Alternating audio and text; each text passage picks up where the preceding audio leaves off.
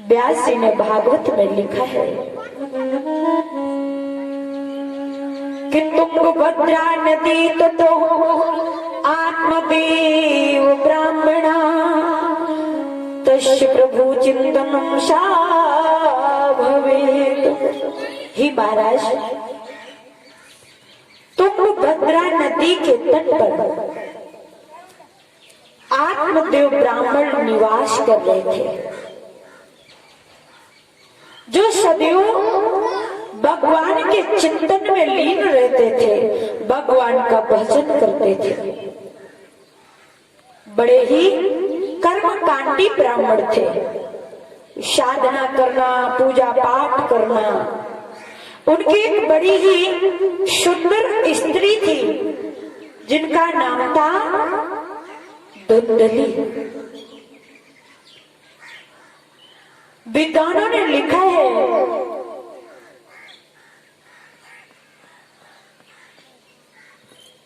कोकिला नाम तत् गता शरो रूपम सुंदरता स्त्री नाम चा आचरण शाभवेत्।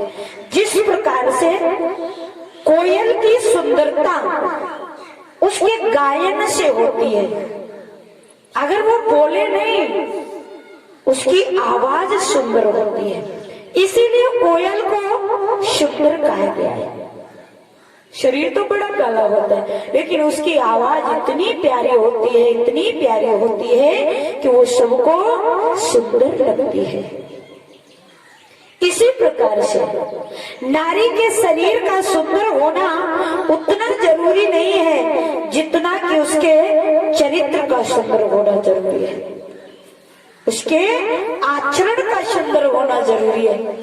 माना कि शरीर सुंदर है तो जब उम्र ढलती जाती है तो सुंदरता कमजोर पड़ जाती है, लेकिन जिसका चरित्र सुंदर है, जिसके विचार सुंदर है, जिसका आचरण सुंदर है, वो हमेशा हमेशा के लिए सुंदर रहता है।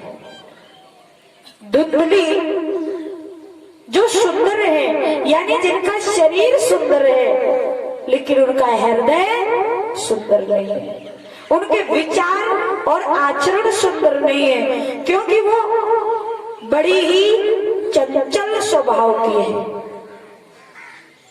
चंचल और चालाकी में बड़ा अंतर है। चंचलता वो होती है कि जैसे कोई काम दिया जाए,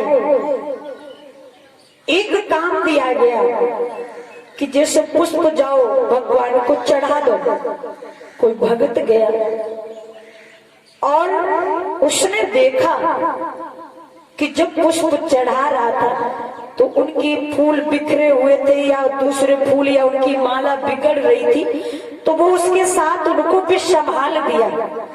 यानी ये चालाकी का काम है कि काम को कर रहा था तो और काम को चालाकी से संभाल दिया। पर चंचलता क्या है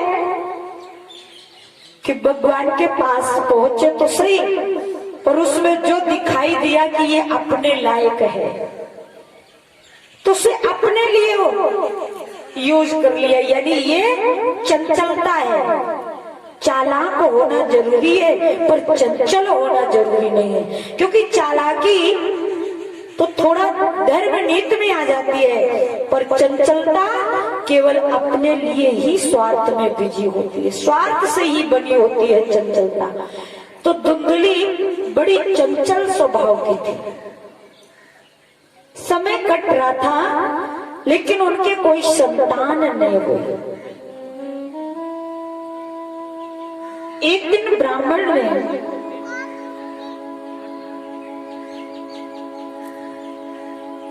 नदी के किनारे पर चिंतन में बैठे हुए थे, उदास थे क्योंकि कोई संतान नहीं थी। तो अकस्मात एक महात्मा जी का आगमन हो गया।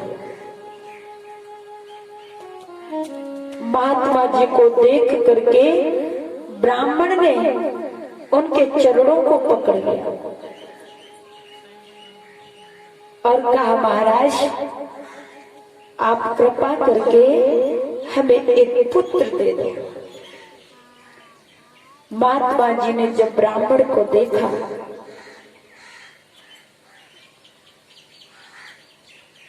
तो देख करके बताया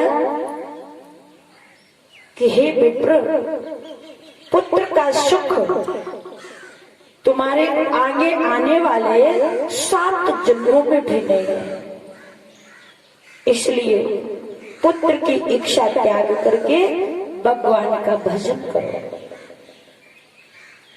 ब्राह्मण ने कहा, महाराज, अगर जीवन में पुत्र सुख नहीं मिल सका, पुत्र का प्रेम नहीं मिल सका, तो इस जीवन जीने को क्या फायदा।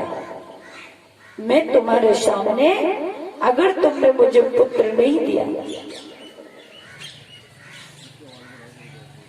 तो मैं तुम्हारे सामने नदी में कूद करके मर जाऊंगा।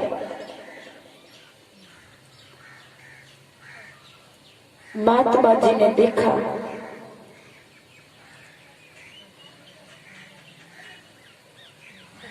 तो ब्राह्मण की हट को देख करके,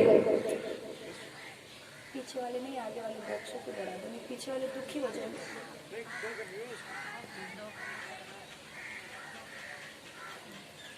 श्री सुखदेव जी कहते हैं, राजन,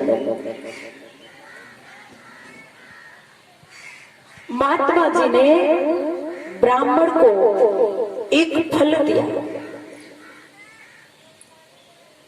और फल देकर के कहा कि आप इस फल को अपनी पत्नी को दे देना, जिससे तुम्हें पुत्र की प्राप्ति हो जाएगी।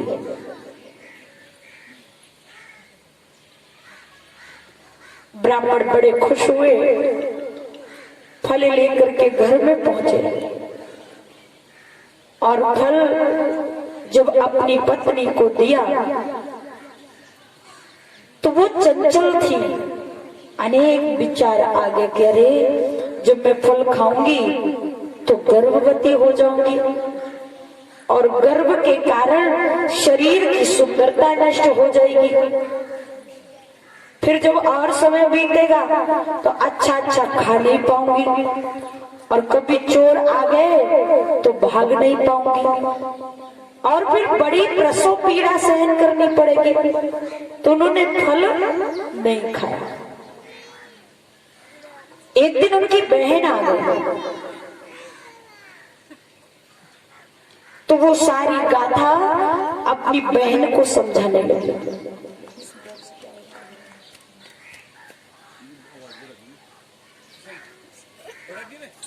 पीछे की नहीं, इसकी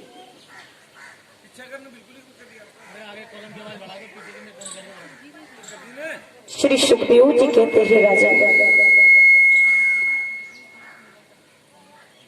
अपनी बहन से सारी व्यथा गाने लगी। ये बहन, अब क्या करूं, फल खाऊं कि ना खाऊं। और जब